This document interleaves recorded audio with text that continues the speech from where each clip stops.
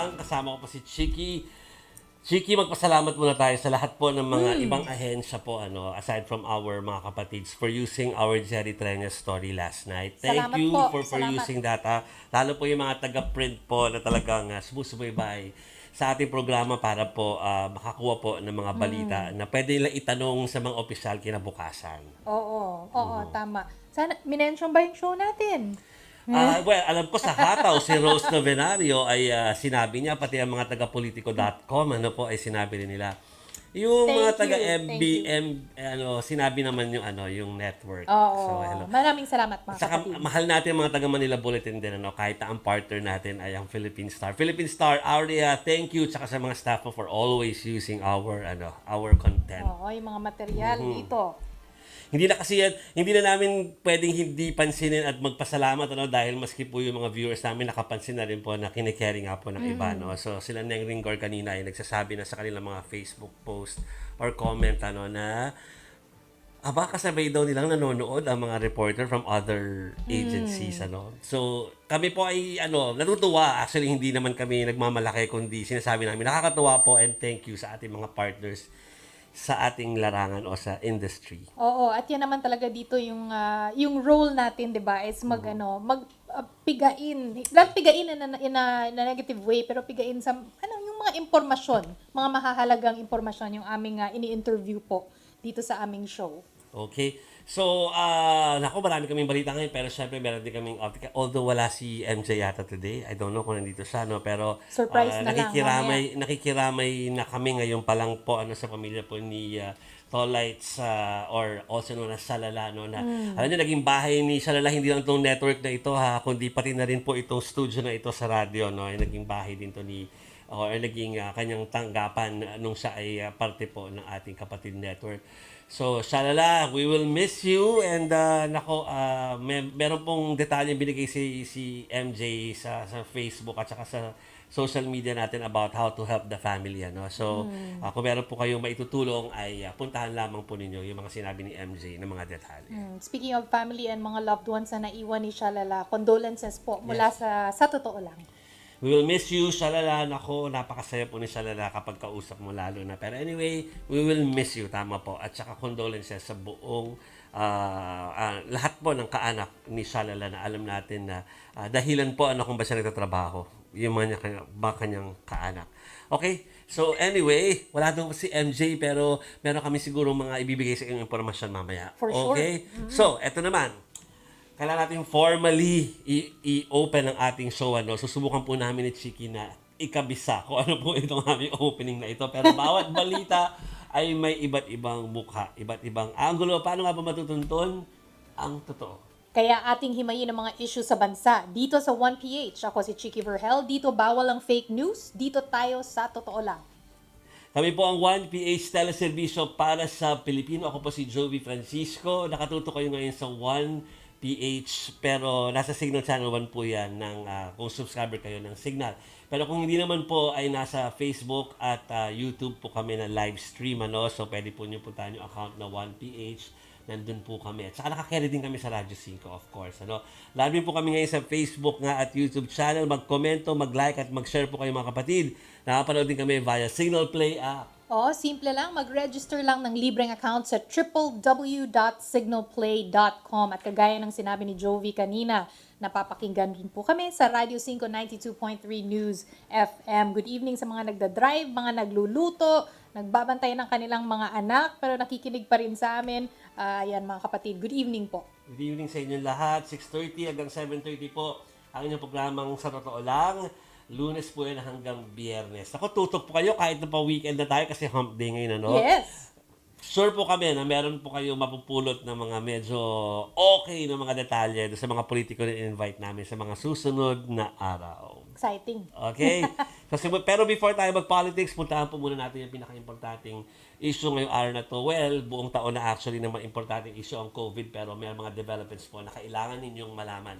Umpisahan na po natin sa item number 1. Nako, nagbabala na pala, Chiqui. Nagbabala na po ang Department of Health sa mas makakahawa daw po, na Delta variant. Paliwanag po ni Dr. Althea de Guzman ng DOH Epidemiology Bureau sa programang Agenda po yan kaninang umaga.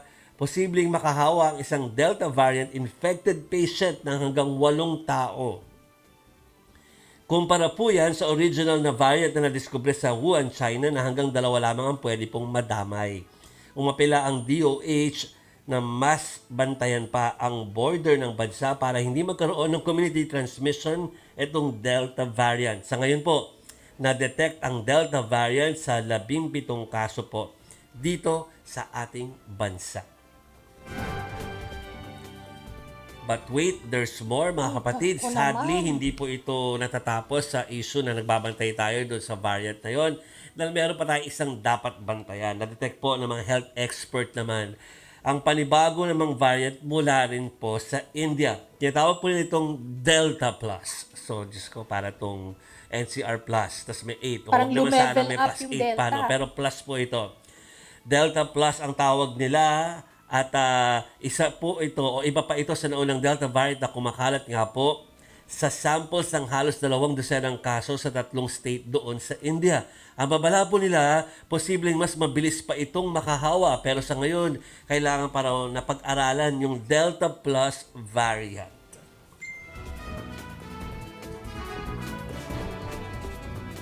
Typical characteristic kung tawagin yung mga how the virus will behave, how it will latch on to entering cells, kung mas mahigpit ba siya o hindi. Lahat ito pwede siyang magkaroon ng ganong effect.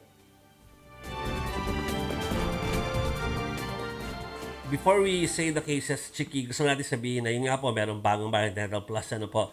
At ngayon pa lang po, i-example ko na yung Amerika. Sila po ay talagang nagbababala na doon at saka naghahanda na po sila. Nagbababala at naghahanda na. Kasi alam nila na marami po, nakuha na nila yung, di naman herd immunity, kundi yung the right number of people vaccinated. Nakuha na nila yon. So, Kaya parang the thing protection is, population nila. kaya lang, meron yung bagong variant. So ngayon pa lang medyo nag-iisip na sila how to deal with the new variants coming in. So yun po.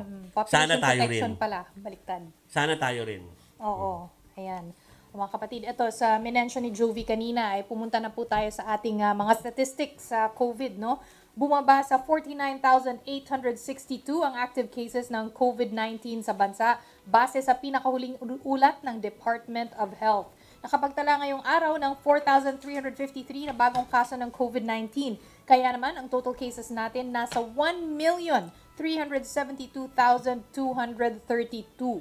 Nasa 190 naman ang namatay mula sa COVID-19 overnight, habang pumalo ng 7,139 ang kakagaling lang mula sa nasabing sakit. Base sa ulat ng DOH, nasa plateauing trend na raw ang bilang ng COVID-19 cases sa bansa. Pero nakakakita pa rin daw sila ng bahagyang pagtaas. Sa mga nakalipas na araw, maraming naitatalang new cases sa Laguna, Cavite, Bohol, Isabela, Southern Leyte at South Cotabato. Nasa low risk na raw ang NCR dahil sa 23% na pagbaba ng kaso na nakalipas na 2 linggo. Pero patuloy pa rin daw ang pagtaas ng kaso sa Mindanao. At narito na po yung wrap-up po nung naging mga pahayag natin or mga pagtalakay kanina bago nagsimula formally ang ating show. Diretsahan pong binatikos ni Iloilo City Mayor Jerry Treñas ito pong OCTA Research Group at pati ang gobyerno ito'y dahil sa tila raw hindi patas na vaccine distribution sa ating bansa. Sa ating panayam sa kanya kagabi, kinwestiyon ni Treñas kung bakit mas maraming natatanggap na vaccine doses ang Quezon City kumpara sa buong Western Visayas. Gayong mas malaki ang populasyon ng kanilang rehiyon. Pinatamaan din niya ang OCTA Research sa una pong nagrekomenda na ibuhos ang 90% ng supply sa NCR+. Pakinggan po natin. So, what equality in distribution are you talking about? And if we feel bad, there is something wrong with us. We are not supposed to complain because that is already what is given. Hindi naman tama yan. Okay, to be fair lang po, before natin ituloy yung item na ito, to be fair, una pong nag-suggest ang OCTA tungkol dun sa 90%, pero hindi naman po yung sinunod ng gobyerno o ng IATF at mga nasa 60 to 67% lang yung naging computation na ginawa po ng ating pamahalaan sa pagbibigay ng mga bakuna sa iba pong mga parte ng ating bansa. Anyway, hindi rin nakatakas si Presidential Spokesperson Harry Roque sa mga banat ni Treñas, mas mabilis pa raw ang bunganga nito sa kanyang utak.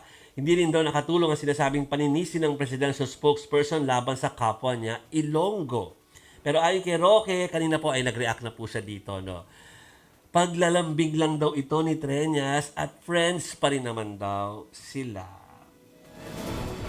I have talked to Mayor Treñas, as I said, lambing po yan because he knows I am an Ilonggo myself.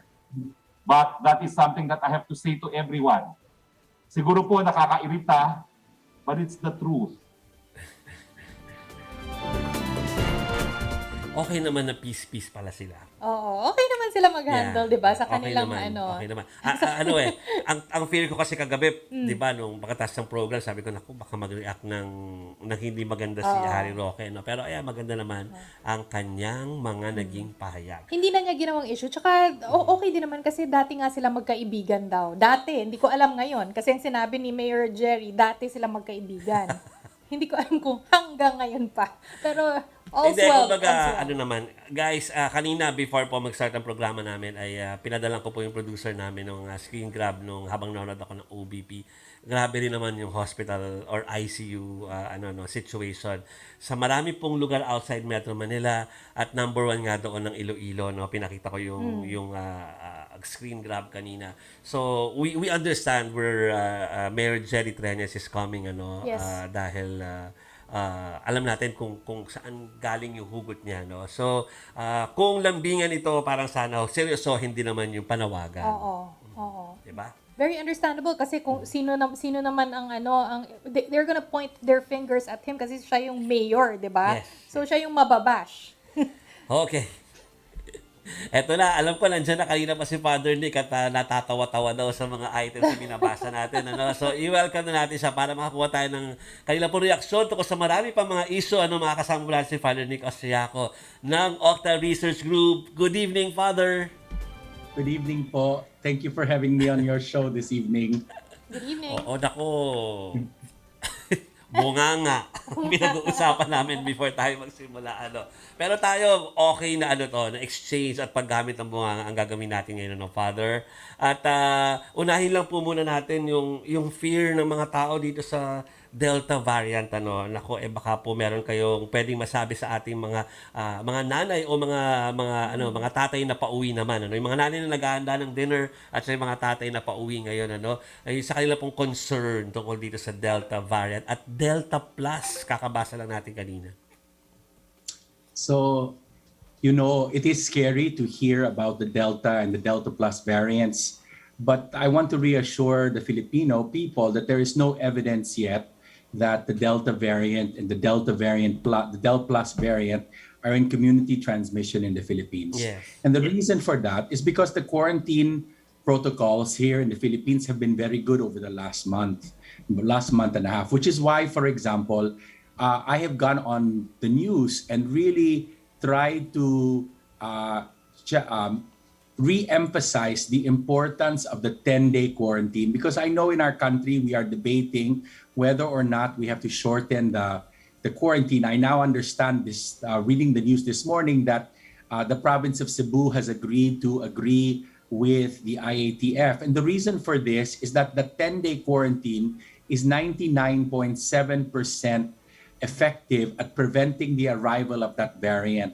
And we have to protect the 110 million people, the million Filipinos in the archipelago with that very tight quarantine, which is why hopefully it's a race between the vaccines and the variants. And hopefully we will be vaccinated before the variant arrives. And if we are vaccinated, especially if the NCR plus 8 is vaccinated, then the variant will find it very difficult to go to Iloilo City.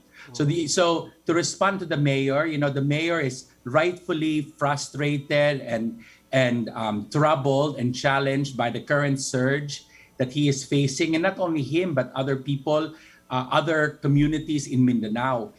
The reason why we are emphasizing the NCR plus 8 is because the variants around the world will enter through the Through here, NCR yeah. plus 8. So if we vaccinate the NCR plus 8, then Iloilo City will never have to worry about the Delta variant because it will never be able to fly directly to Iloilo. It will have to fly either through Manila or Cebu.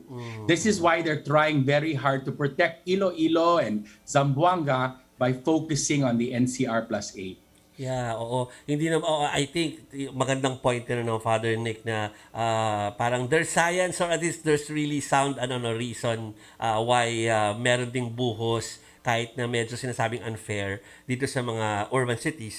Well, Metro Manila or NCR plus 8 at saka even Cebu siguro at Davao, yung mga may international flights na mga lugar.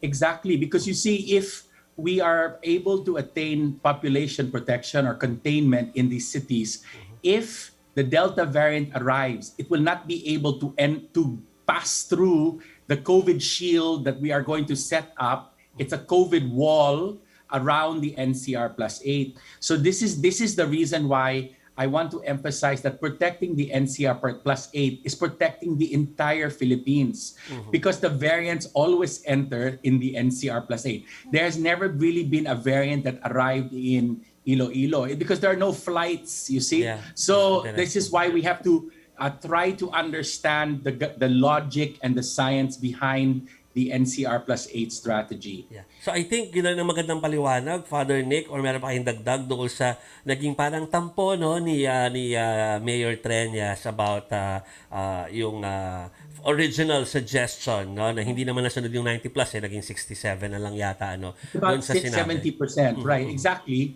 And as the amount of vaccines increases, the volume of vaccines increases, then even with the emphasis on the NCR plus 8, we will have more vaccines to share with all of the country. Chiqui? Father, sinasabi nila na kahit anong, all experts have said, kahit anong variant pa yan, ay kailangan sumunod sa health protocols. Pero in light nitong mga mas nakahahawang mga variants po, gaano po ka-importante na mapaigting ng Pilipinas ang ating kakayahan for genome sequencing? Or is this not urgent at this point? Mas marami pang ibang dapat ipaprioritize? So all of the things you have mentioned have to be prioritized. Yeah. So at the national level, the genome sequencing is genome surveillance. It's viral surveillance. So the government, the genome sequencing effort allows us to watch for the arrival of any variants and to act quickly if we detect them once they arrive. Because once they arrive, we can still lock down a particular LGU or a particular region to try to prevent that variant from spreading. So the genomic surveillance is very important. But as you properly pointed out, the testing, the tracing, the quarantine, the face masks, the face shields, as the government has reinforced, all of these are important now in the next few months because we are going to try to attain population protection containment before the arrival of the Delta variant. So we want the vaccines to beat the variant. And it's a very delicate situation over the next few months. Kalaban talaga natin dun sa genome sequencing or genome surveillance ay ang budget. Pero Can I just Well, actually, I believe the DOH mentioned last week that's actually there is not enough supplies of the necessary chemicals that you need. So there's a worldwide shortage because every country is doing genome surveillance and genome sequencing.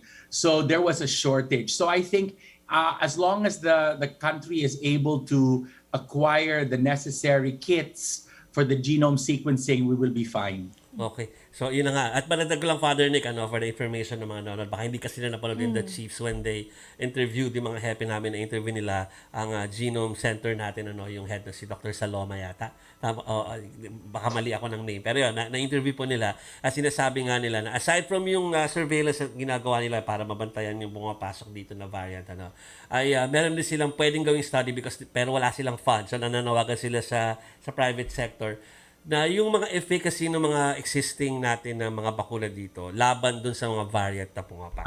I I think see, that's really yes. important, Father Nick, Yes. na kailangan din natin malaman kung sino yung dapat pang mas mag-ingat o hindi dahil may mga bakunado na sa atin if ever. Okay.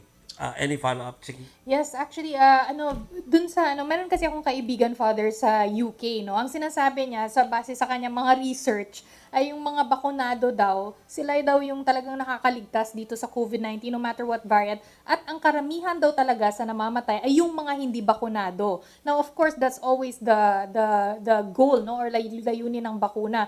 Pero globally po, ito po ba talaga yung statistics na usually yung mga namamatay ay hindi bakunado? So, vaccines are not 100% protective. So they will protect most of the time. So what's happening in the UK is that we know that the Delta variant, if you have 2 doses of the vaccine, it will protect you against the Delta variant. But if you only have 1 dose, the 1 dose is actually not enough. So what you're seeing in the UK is that they're experiencing a surge. Actually, so 60% of the people in the UK have received at least 1 dose, but still they're seeing a surge. And they're seeing a surge amongst people who are not vaccinated and among people who've only been vaccinated once. So they are trying to accelerate the second dose, the second jab, in order to protect the first jabbers from the Delta variant. So around the world, it's true that especially in the West, where they have had the most vaccines, what you're seeing is that people who are fully vaccinated are highly protected against the severe form of COVID-19 and hospitalizations. But again, it's not 100%. It's like 97, 98%. So, as soon as we achieve herd immunity, then we can really begin to see the effects over the entire country. Yes, actually may pinapatanong yung producer natin, no? Kasi si Secretary Galvez, ang sinabi niya, nakita natin during our discussion with experts kasama sina Father Nick, no, at Boston Consulting Group na ang Delta variant hindi lang siya highly transmissible kundi nag-increase din ang severity. Kaya kailangan na mag-increase din talaga ang vigilance on the Delta variant. Komento po ninyo or baka meron kayong additional details po patungkol dito. So it's very clear that the transmissibility of the Delta variant is higher than the original Wuhan variant and the current Alpha variant that is dominant in the Philippines. So if the Delta variant arrives, the surge from that will be worse than the one we had in March. We are still waiting to see if the case fatality rate is higher. So if you're asking, does the Delta variant kill more? We're still actually waiting for that. We do know that the Delta variant sends more people to the hospital, which is troubling because as you remember in Manila, when we had that surge in March, the challenge we had is that all our hospitals were full. So if the Delta variant arrives, it will be worse than we saw in the terms of number of people going to the hospital. And the challenge, as you saw in India, is oxygen supplies begin to be limited. Thank God we did not have that problem in the NCR during the last surge. But the concern always, which is why the government is properly highly vigilant against this Delta variant, is that if it enters the country, we would have to worry about a situation that we saw in India happening here in our beloved country, and we cannot allow that to happen. Sundot lang ako kasi you mentioned entering the country, no? Now we were talking about closing the borders. Merong discussions about that that past couple of days. Kayo po ba, Father, ay pabor kayo doon sa close the borders against those sa mga galing sa mga bansa or mga lugar na maraming infected ng Delta variant? Or sapat na po yung health protocols natin? No need to close borders? So again, we want to minimize the risk as much as possible. So there are countries in the West that have closed their borders from regions that are highly that are being overwhelmed from by the Delta variant. However, I'm also deeply aware that we have OFW kababayans who are stranded in regions where the Delta variant is prevalent.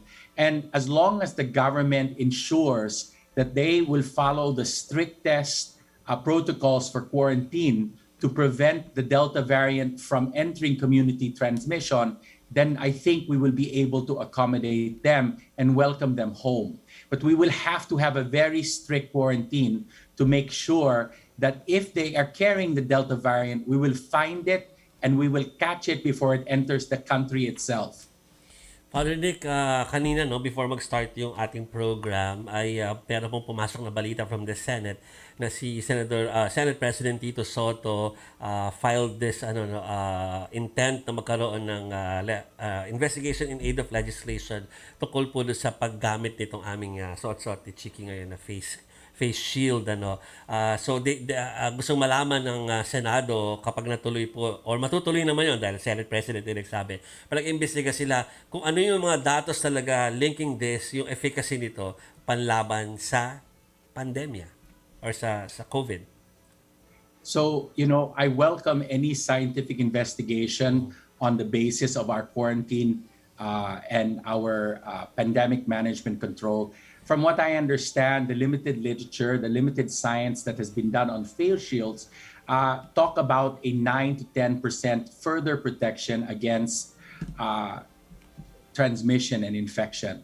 And so, again, the question now is whether, what is the acceptable risk for the Filipino people? And this is the responsibility of the government to decide what is the appropriate risk level that we will tolerate in our beloved country, especially with the imminent risk of the Delta or the Delta Plus entering. And I think this is why you're seeing a heightened concern. So I think the government is concerned that even though there is no sign of the Delta or Delta Plus variants, we have to prepare the Filipino people for the worst case situation. We pray to God it never arrives, but if it arrives, then we have to be ready. And I think the government is trying to increase the protections as much as possible in the event, the hopefully unlikely event that the variant will arrive in our archipelago. Father, you trust during that whole process, pagka po nangyari na yung investigation Senate, na our scientists will be able to present data showing na ito po ay epektibo? Well, I hope so. One of the things, I'm a Filipino American and my Filipino friends are telling me, Father, this is an election year. And so things change as we approach October. The politics, especially the populism, will enter into the pandemic management more and more. And I'm hoping that our common bayanihan spirit will allow us to rise above the politics, especially in this crucial time for our beloved country, that we have to protect her for the next 6 months.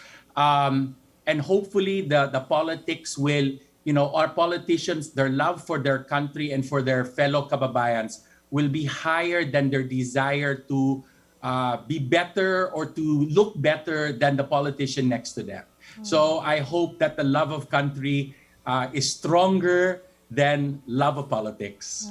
Father Nick, one more question. Sinabi niyo na rin na 6 months, the next 6 months. So it's gonna be Christmas time, the next 6 months. Kayo po ba, Father Nick, do you think na ma-achieve na natin yung population protection at magkaroon tayo ng maskless or walang mask, walang face shield na Christmas? Now we've received answers, Father, na that's what we hope. Parang hope lang. Pero kayo, Father, do you think we're gonna get there or not?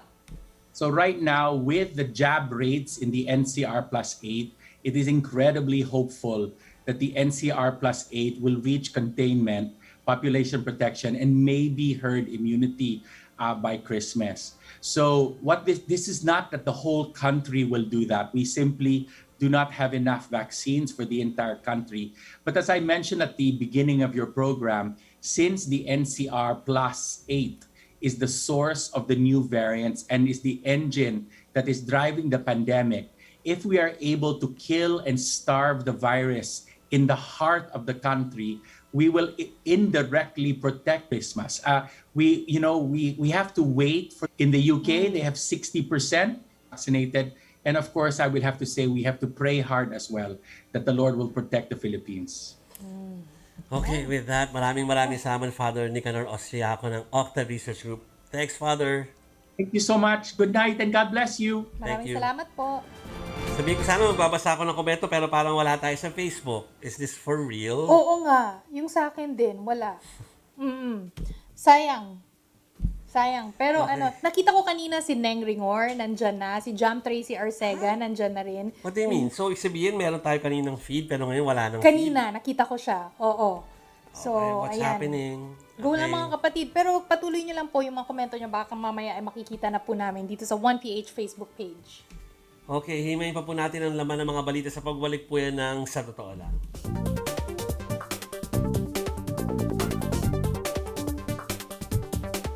Sa bakunang parating, aangat ang pag-asa. Malalabanan ng pandemya. Aangat rin ng kumpiyansa. Pag nagmask, hugas, at iwas pa, mababawasan na ang kaba. Sa iyong pagpapabakuna, maiingatan ang sarili at ang kapwa. Pag nagpapakuna, ingat-angat tayong lahat.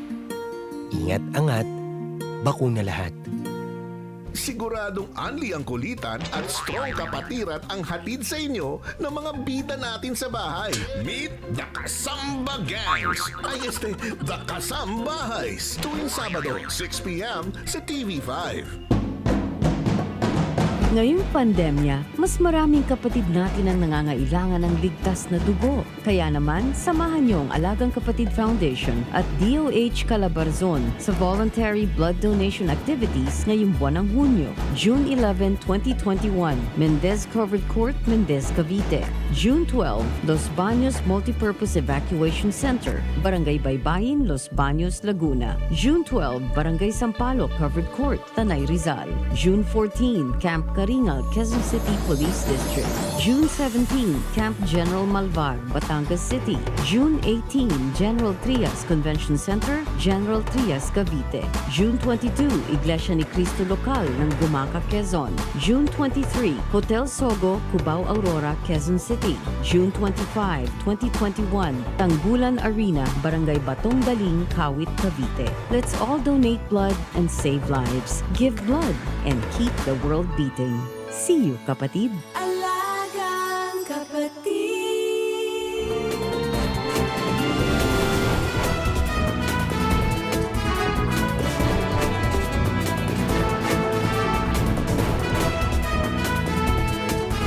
Nagpapalik po ang Sa Totoo Lang. Nakapasaya na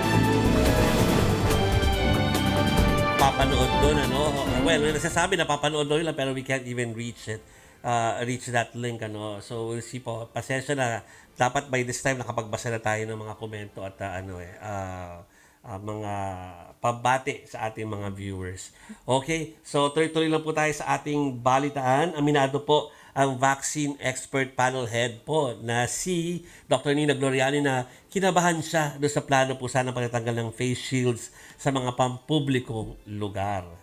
Sa ating programa kagabi, nagpasalamat si Gloriani kay Pangulong Rodrigo Duterte sa pagbago ng kanyang desisyon. Masyado pa raw kasing maaga para tanggalin ang protocol na ito.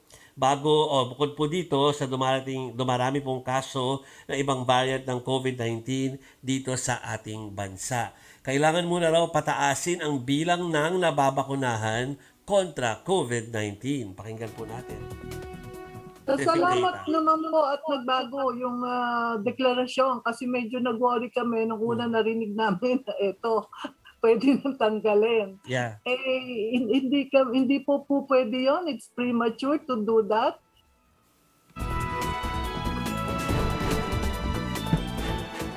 Samantala, nananawagan pa rin ang karagdagan pong supply ng bakuna ang Bicol region naman yan, ano, Chiqui. Ayon po dito sa governor ng Albay, si Al Francis Bichara, kulang na kulang ang 6,000 doses na natatanggap po nila. Nasa 46,000 kasi ang kailangan nilang bakunahan mula sa A1 hanggang A4 category. Bukod sa bakuna, problema na rin ang punuan daw po ng mga ospital. Sa Bicol Medical Center, okupado na ang lahat ng kama kahit dinoble na ang capacity nito. Ang 25 ventilators ng ospital, nababakante lang pag mayroong nasasawi. Sa Naga City naman na may pinakamataas na attack rate sa mga LGU sa Bicol region ay masinigpitan pa ang health protocols. Nasa 181 households na naka-granular lockdown dahil may mga binabantayang kaso ng COVID-19 at may mga kalsada ring isinara at bawal maglabas masok.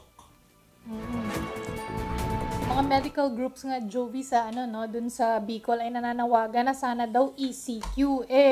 Hindi naman na daw pwede yung ECQ dahil baka kukulangin na naman sila dun sa pambigay ng ayuda. Ekonomiya, syempre, yung concern pa rin. Kung GCQ naman daw, sobrang luwag naman din daw.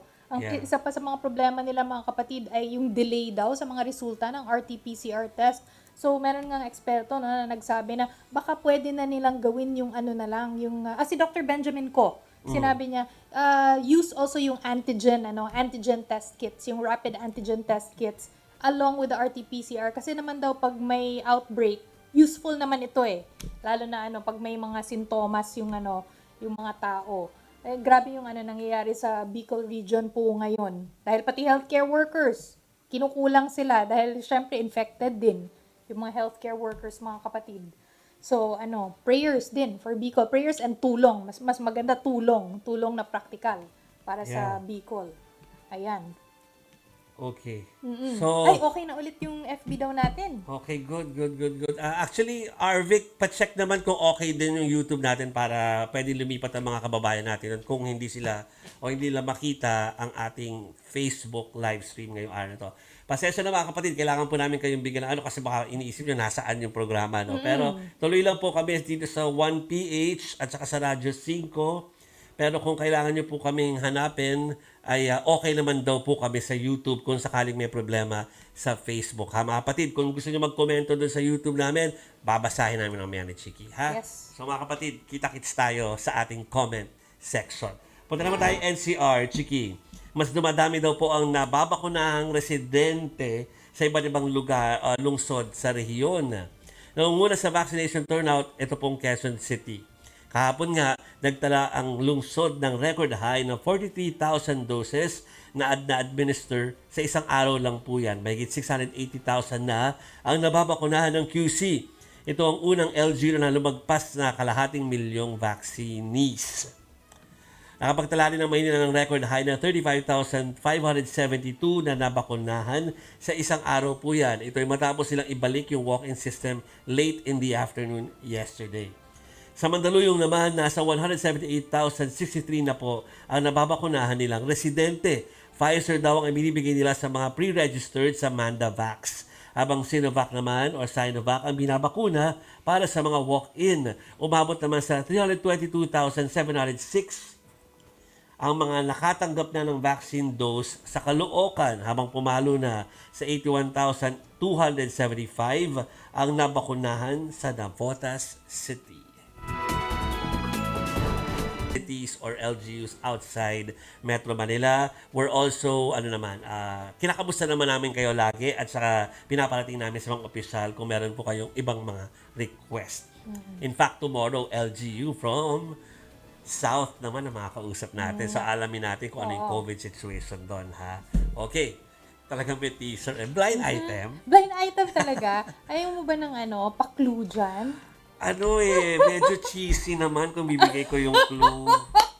No? Gets? Oo, so bukas na lang. Okay. Nangako ka na ha, kung sino ka man. Alam mo na yon, kaya kailangan dumating bukas. Napaka-cheesy. Anyway, samantala, malapit na raw po maging available sa bansa ang single-dose COVID-19 vaccine na Sputnik V. Pero inaantay pa ng FDA ang karagdagang data mula sa Gamaleya Research Institute of Epidemiology and Microbiology para ma-consider kung pwede ba itong i-roll out.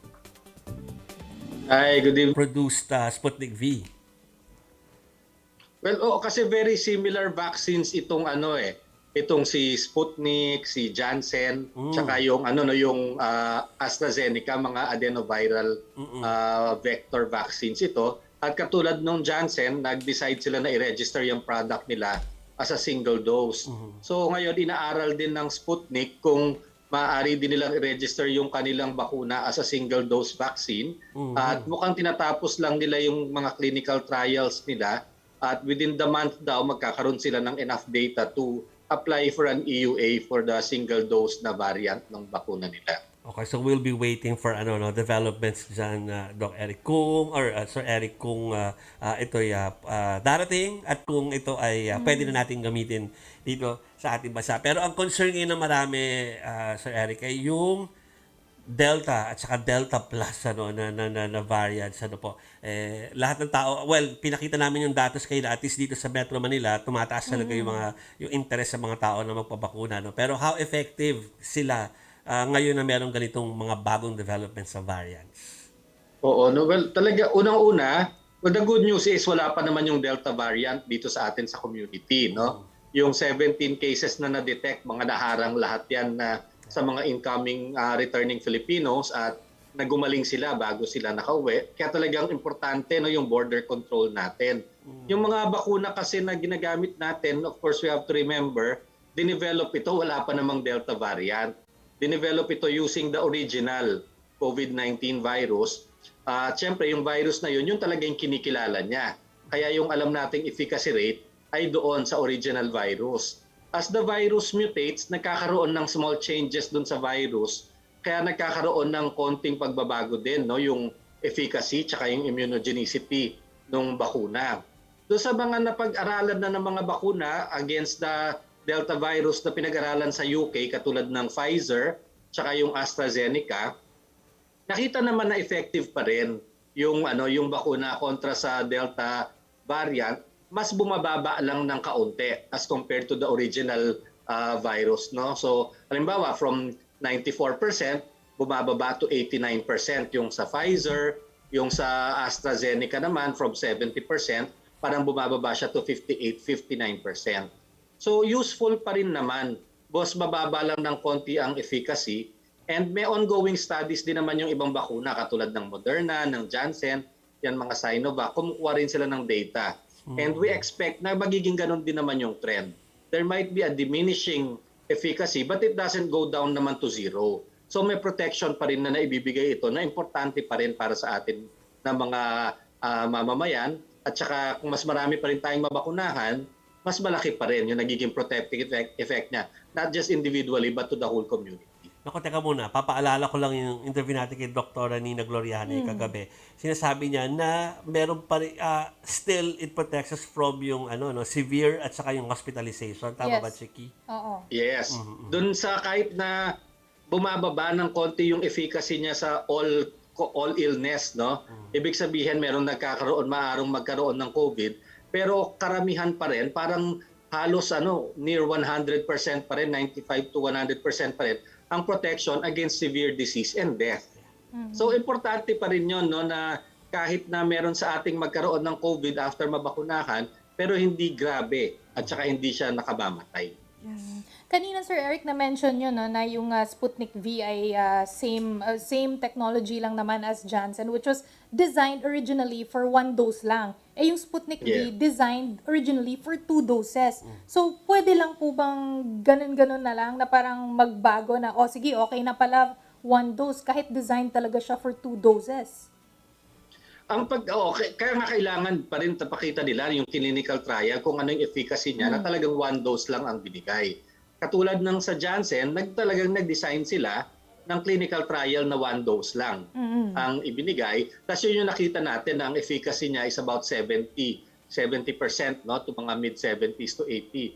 Yung kasing Sputnik, when given as 2 doses with the component 1 and component 2, umaabot siya ng mga 93-94% ang efficacy niya.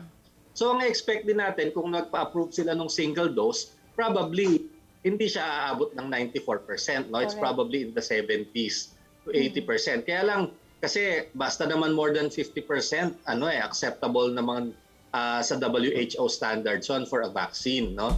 So doon na magkakaroon ng mga konting pagbabago. Pero tama 'yun, hindi siya basta-basta ganun lang, no? Kailangan pa rin ma-prove mo talaga sa isang clinical trial na dinesign mo na isang dose lang ang binigay mo, na yung one dose na 'yon is effective. Yung nabasa ko po kanina, no, Sir Eric, na yung Covaxin, this is the one from India, kung hindi ako nagkakamali, ay full EUA na po. And nalilito lang po ako, baka pwede nyo lang pong linawin, kasi the second quarter of this year, may EUA na yon. So, ano po Yeah. yung pinagkaiba po?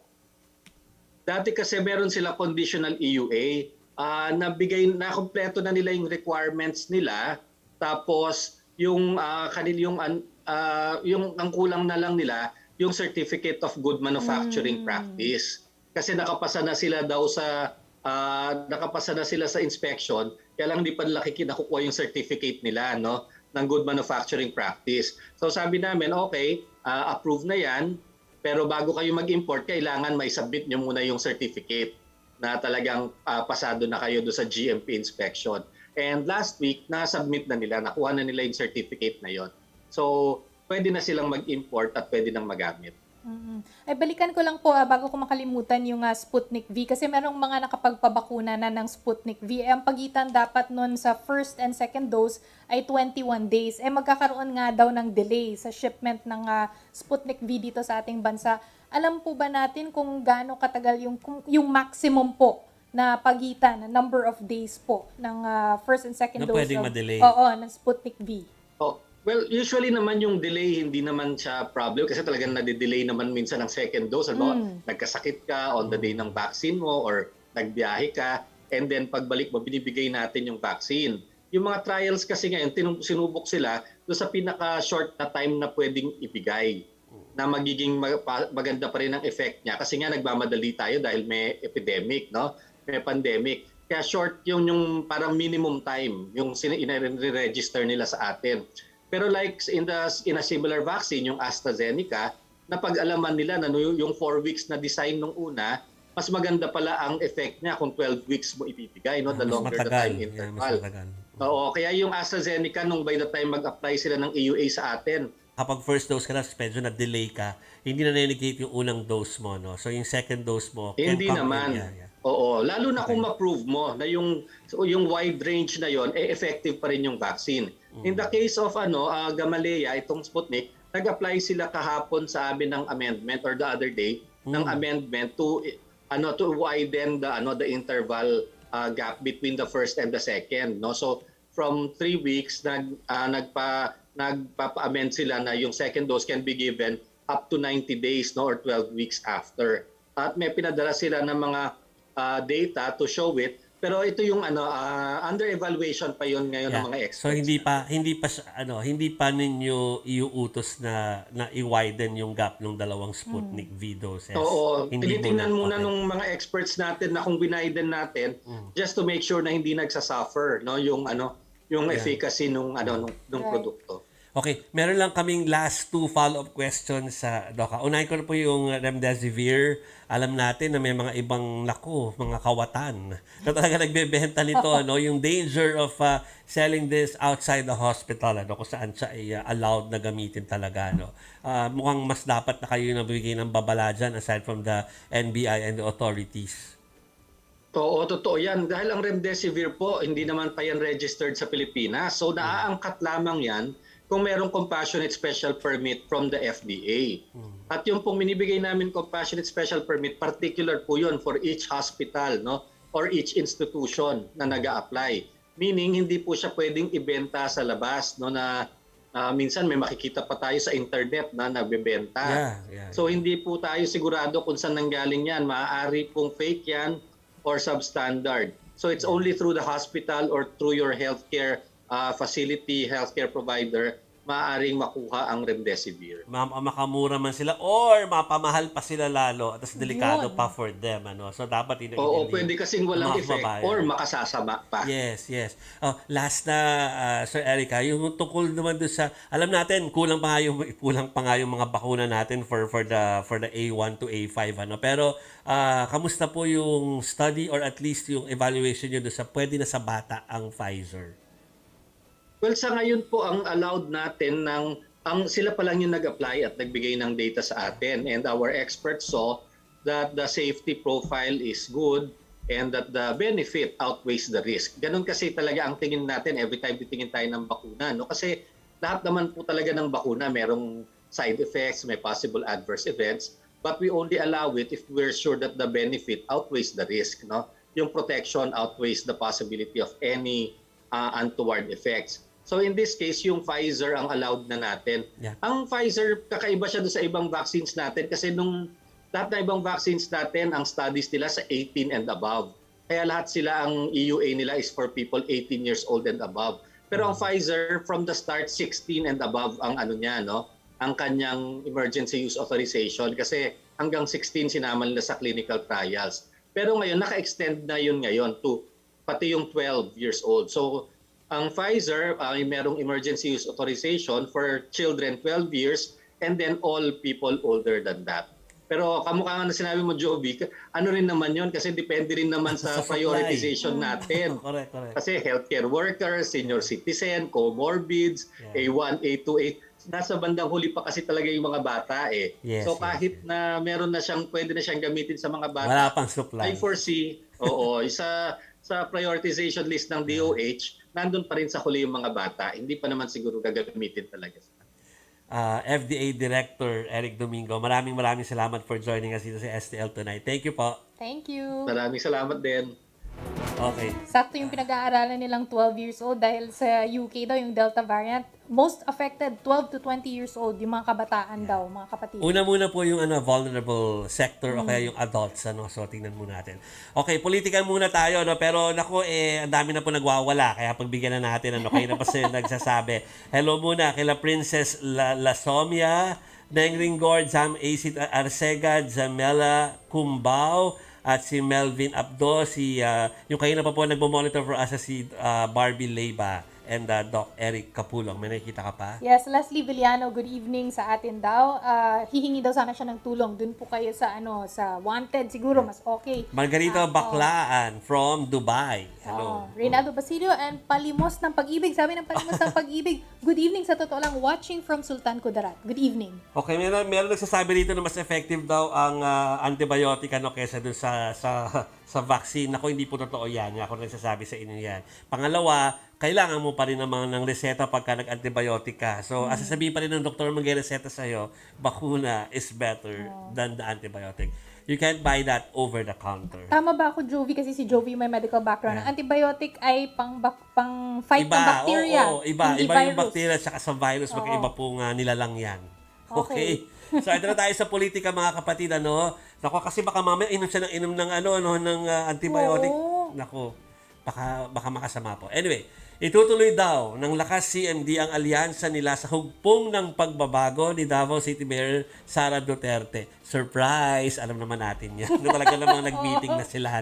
Ayon kay lakas CMD Party President at House Majority Leader Martin Romualdez, magkakaroon lang daw ng formal na pagdedeklara ng alyansa sa schedule na mapagkakasunduan ng dalawang partido. Nag-usap na kayo eh. Sa kabila po niyan, wala pa rin pong kumpirmasyon kung kakandidato ba si Davao City Mayor Sara Duterte sa pagkapangulo sa 2022.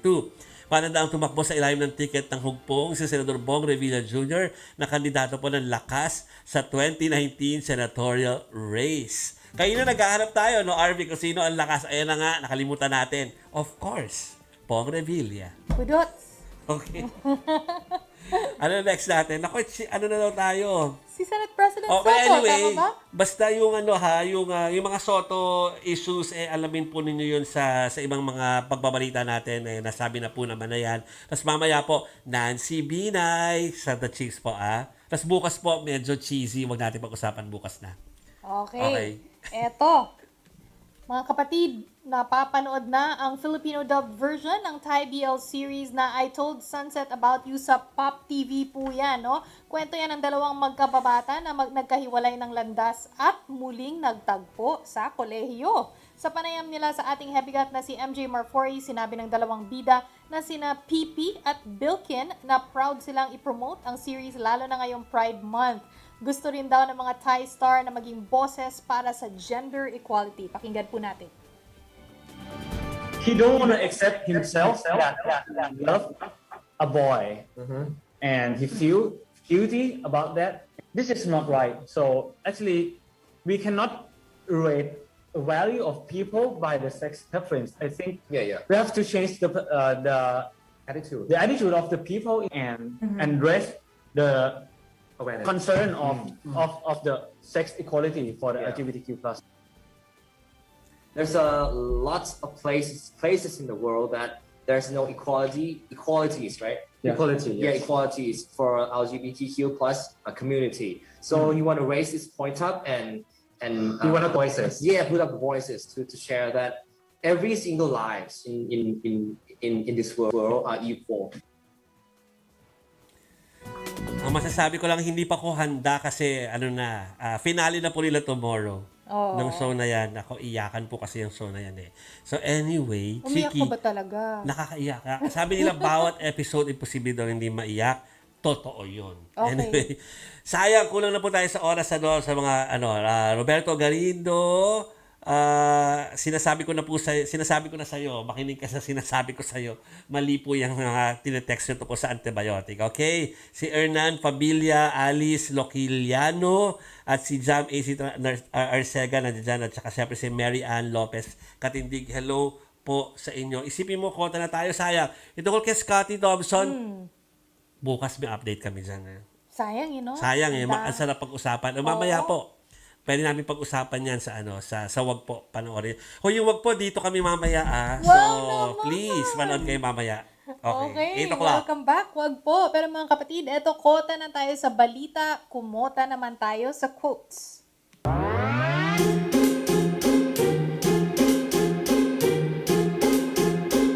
Kota sa quotes.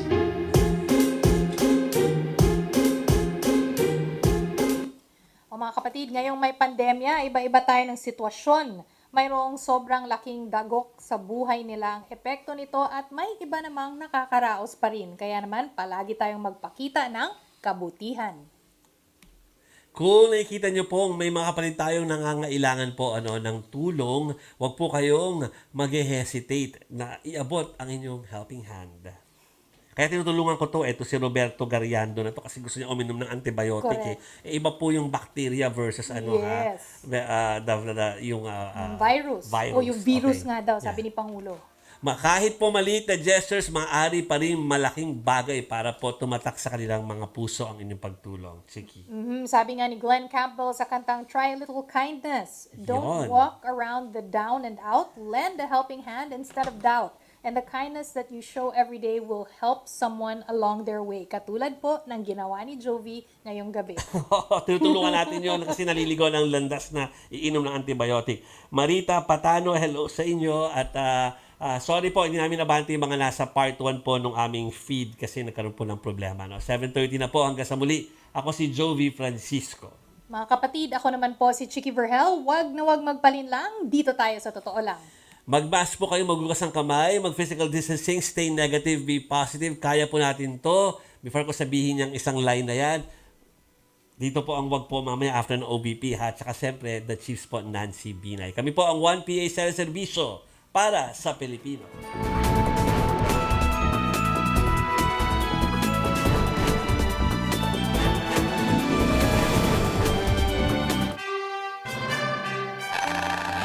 Broadcasting live from TV5 Media Center. 25,000 watts ng balita, impormasyon, serbisyo. DWFM Radyo 5. 92.3 News FM.